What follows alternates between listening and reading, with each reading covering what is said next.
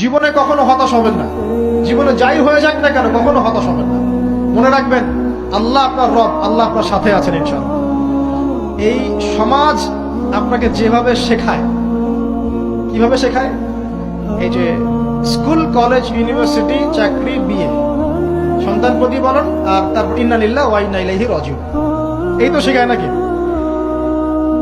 সবসময় মনে রাখবেন যে আল্লাহ রাব্বুল আলামিনের পরিকল্পনাই আপনার উপরে সবচেয়ে বেশি অগ্রাধিকার যোগ্য, সমাজের পরিকল্পনা নয়।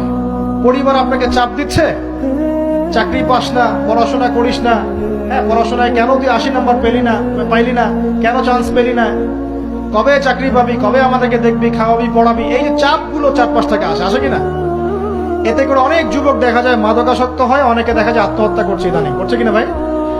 এই শব্দটা থেকে আমি এই পয়েন্টটা আজকে লিখেছিলাম যে ভুলেও আল্লাহর প্রতি বিশ্বাস এবং তাওয়াক্কুল হারাবেন না।